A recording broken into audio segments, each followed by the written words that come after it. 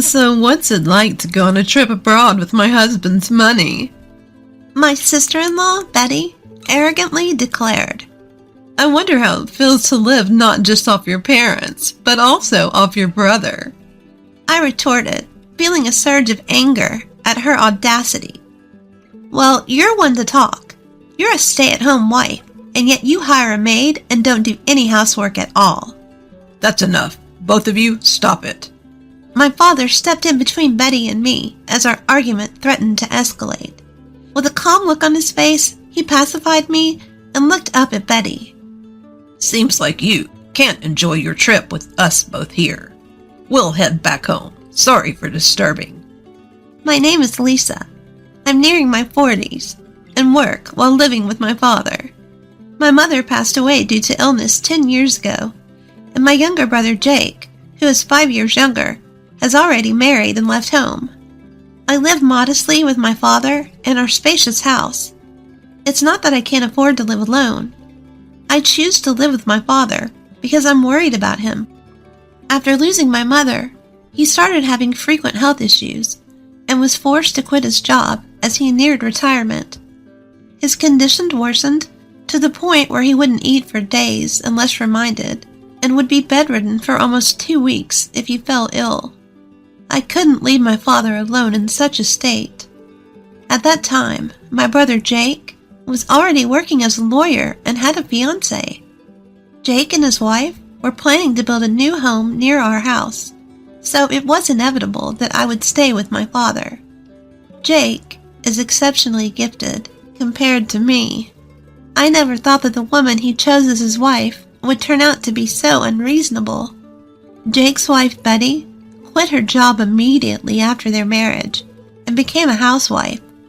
She leaves all household chores to a hired butler, and her daily routine seems to revolve around luxury lunches and shopping at high-end stores.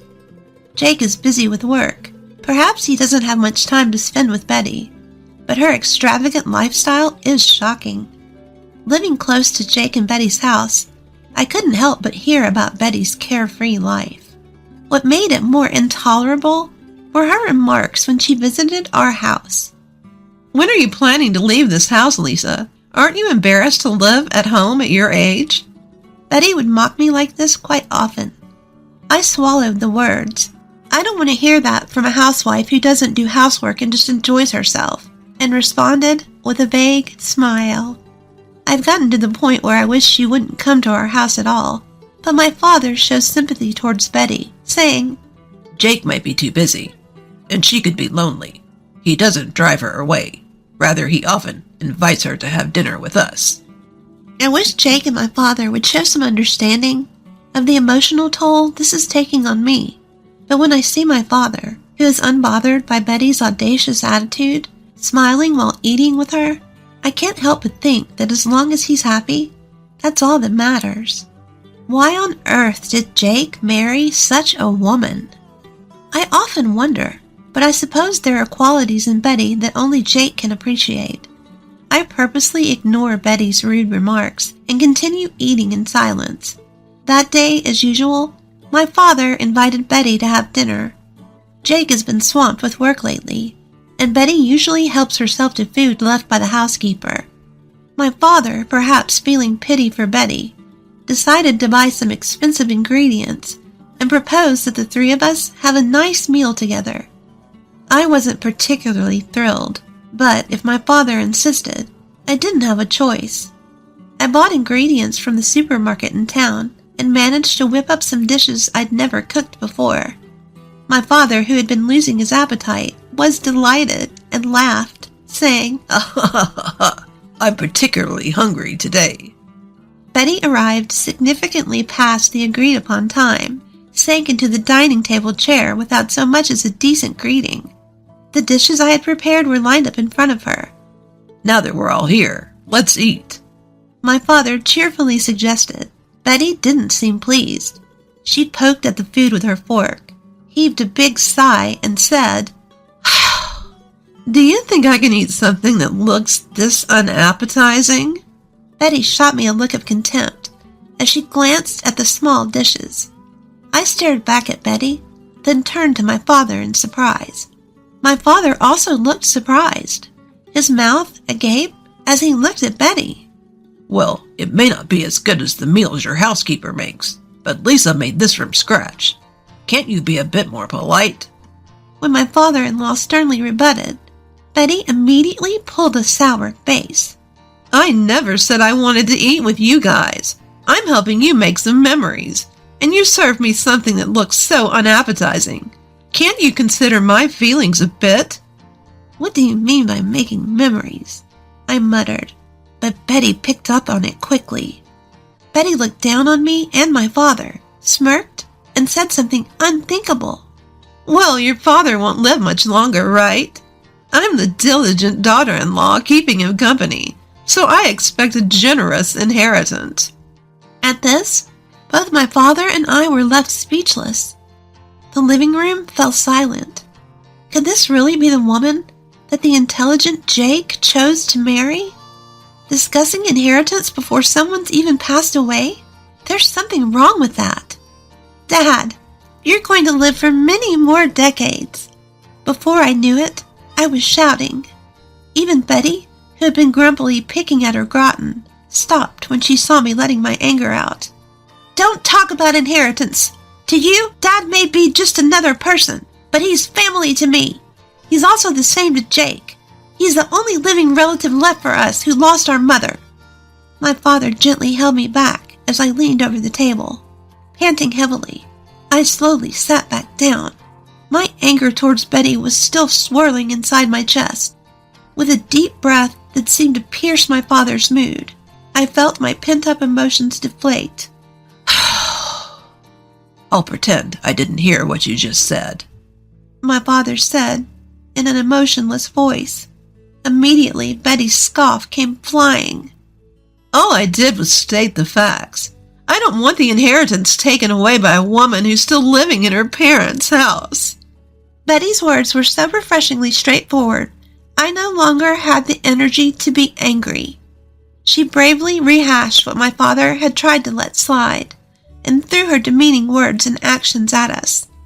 I'll leave this rundown house to you, sister-in-law. Looks like you won't be losing your place to live. Betty's shrill laughter echoed. I wanted to retaliate with a complaint, but when I saw my father quietly shaking his head, I swallowed my words. My father was too lenient with Betty. Even though she might be lonely with Jake, often busy with work, it's not right to sympathize with an adult who can't tell what's appropriate to say and what's not. My father looked at my face and muttered softly, She's the one Jake chose. My father smiled with a hint of sadness. He looked like a father dealing with a troublesome daughter, and also like a man completely worn out by life. I couldn't say anything when I saw my father's face. I had things to say to both my father and Betty, but I wanted to know what Jake thought about all this more than anything. Does Jake know about Betty's behavior? If he's aware of it and just letting it slide, I have to say something as his sister. In the end, Betty barely touched the food I made and left early after a brief conversation. Only my father and I were left in the large living room. Creating memories, huh? Maybe she's right. I quietly exhaled as I noticed my father's figure suddenly seeming smaller when he murmured that. Due to Jake's suggestion, our family decided to go on a trip to France. My father wanted to go to France while he could still walk on his own, so Jake and I planned the trip. Of course, I initially asked Jake to take Dad and go on the trip with just the three of them, without me. Betty would always make snide comments toward me if I was present. I didn't want to ruin the cheerful atmosphere of the trip. However, Jake insisted that it would be best to have someone who usually observes Father's condition, so he ended up purchasing 4 tickets. I reluctantly agreed to accompany them on the trip to France, and as I expected, Betty was in a bad mood the whole time and didn't exchange a single word with anyone on the plane. Once we landed, we went straight to the heart of Paris and enjoyed sightseeing. My father was unbelievably energetic, exploring everywhere. Betty seemed to lighten up a bit when Jake bought her a brand name bag. She walked arm in arm with Jake, but I couldn't help but notice that Jake didn't look particularly happy. At that moment, I accidentally made eye contact with Betty. She glared at me so fiercely that my heart jumped. By the way, why is Lisa here with us? Betty let go of Jake's arm and confronted me. I asked her to come. In case something happens to Dad, we need someone who can handle it. Jake tried to step in to help, but it seemed like his words didn't reach Betty. She kept staring at me, snickering. What's it like to go on a trip overseas with my husband's money? Airfare isn't cheap, so don't be extravagant, Betty said arrogantly. We're staying in a suite at the hotel, but it would be fine for Lisa to sleep outside, right? Jake called Betty's name sharply, trying to stop her, but she didn't listen. How does it feel to live not only off your parents, but also off your brother? I felt the blood rush to my head at that comment. Betty, you're the one living off Jake. Even though you're a housewife, you hired a housemaid and don't do any housework. Enough. Both of you, stop it. My father intervened just as Betty and I were about to get into a quarrel. With a serene expression, Dad calmed me down, glancing at Betty. It seems our presence is spoiling your trip. We'll go home. Sorry for disturbing you. Lisa, could you check the bus schedule to the airport? Without anger or distress, he calmly made his declaration. A smile spread across Betty's face, while a look of panic raced across Jake's. Wait a minute. What should we do when you guys are gone? Jake had a sudden realization and tried desperately to keep us from leaving. However, once Dad decided to go home, his resolution was firm. He had me check the bus to the airport, and he quickly set off in the opposite direction towards the bus stop. I had no choice but to follow Dad, while keeping an eye on my brother and his wife. We'll be just fine without the old man and old lady. Betty's voice echoed from behind us. I was momentarily angered at Betty treating Dad as an old man, but I had no time to waste on her. I chased after Dad, who was walking ahead, while hearing Jake's cries of anguish and Betty's insults thrown at him. Jake barged into the cafe near the airport where we were having tea, looking desperate. His forehead was covered in an extraordinary amount of sweat, signaling something was amiss. In a frenzy, Jake rushed to our table and bowed his head to us. I'm sorry about earlier. I'll apologize properly later, but for now, I need help with Betty. Jake bowed deeply, pleading with Dad. Dad and I looked at each other in surprise. What happened to Betty? When I asked in place of Dad, Jake began to explain with renewed energy what happened after we left. After we boarded the bus to the airport, Jake and Betty took a taxi to the hotel. The problem occurred after they got in the taxi. The English that worked at the tourist spots didn't seem to work with the taxi driver. Neither of them spoke French, and they couldn't understand what the driver was saying. The driver was asking them something, but they responded without really understanding. As a result, Jake said that when he paid the money and got off, the driver drove away with Betty still inside. I can't get through to Betty on the phone. She might have been mugged or something after she was dropped off, Jake said, his face turning pale, probably figuring it would be faster to rely on us rather than trying to cope on his own and winding up out of his depth. Jake, who doesn't understand French, asked for our help.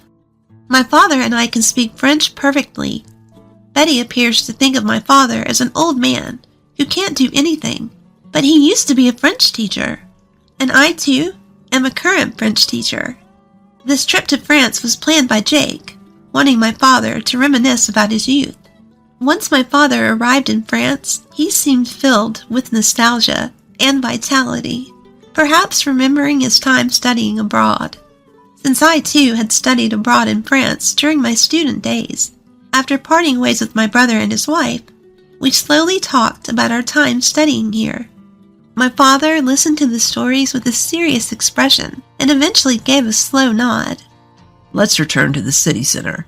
I bet the taxi that dropped you guys off is waiting for its next fare there. With my father's command, we quickly got ready and set off on a journey to find Betty, who had been left somewhere. My father and I split up to look for the taxi that had dropped off my brother and his wife after returning to the city center. Most taxi drivers speak French without resorting to English. Before me, my father found the taxi that had taken them and quickly arrived at the location where Betty was said to have been dropped off. Fortunately, Betty was there, exactly where she had been dropped off, unhurt, slumped over. It was good that she was uninjured, but as soon as she arrived, she seemed to have been pickpocketed, and all her bags and valuables were gone, leaving her sitting there penniless. When Betty saw Jake's face, tears welled up in her eyes, but she quickly scowled when she saw us. "What are they doing here?" Betty, who was plainly grumpy, asked Jake, and he sighed heavily. "If it weren't for the two of them, you'd have been left here penniless forever, you know. Show some gratitude." Betty's eyes rounded in doubt. "What do you mean?" "Without them, our trip would have been a disaster. You and I, we can't speak French. That's why we ended up like this. But these two are different. Both are French teachers, far better than me." Betty looked uncomfortable, her gaze flitting over to us. A bad thought sprouted in me, and I dropped the quiet words to Betty. "If we hadn't found you, you might have been sleeping rough here." Betty bit her lip in frustration. And also, the expenses for the trip were split equally between Jake and me. How's that? An overseas trip fully enjoyed on the money of an old lady living at her parents'? At this, Betty's shoulders began to shake. "It's your father's money anyway, isn't it?" To Betty's counter-argument, my father gently shook his head. "I didn't do anything. Lisa and Jake, they're doing well on their own. They're my pride and joy." Just when I thought Betty was glaring at me intently, she fell silent without saying a word. Even though she had been helped, she didn't utter a single word of thanks. I had a mountain of things I wanted to say to her, but my father whispering, "Take it easy," made me hold back and keep my mouth shut. For Betty, this must have been an incredibly humiliating event. She must not have expected to be saved by the one she had been looking down upon. Even Jake seemed fed up with Betty's stubborn antagonism towards us, his face showing clear signs of frustration. "Well, now that the issue has been resolved, shall we resume sightseeing? Let's go to a restaurant I used to frequent when I was studying here," my father suggested cheerfully. At my father's bright words, the family was once again united. We ignored the depressed Betty and thoroughly enjoyed our trip in France. Upon our return to the States, Jake was constantly apologizing to us, and he surprisingly and abruptly divorced Betty. Shocked, I asked him why they had married in the first place. Apparently, Jake had married Betty because she claimed to be pregnant and insisted he take responsibility. After they married, it turned out that her claim of being pregnant was a lie. However, Jake said he couldn't easily file for divorce due to concerns about his public image. However, his patience with Betty, who looked down on my father and me, had run its course, leading him to decide on the divorce. After the divorce, Betty was kicked out of their new home and couldn't continue her life as a housewife anymore. Of course, there was no maid to take care of the housework for her. What's more, due to a pickpocket incident during our trip to France, Betty ended up losing half her assets. She must be working hard, breaking a sweat by now. My father, remembering his younger days during our trip to France, became noticeably more cheerful and lively. I quit my long-term teaching job at school and am now busy running a French language school at home after some renovations. I'm hoping that my father will also teach French in our school someday. Our dreams as a family continue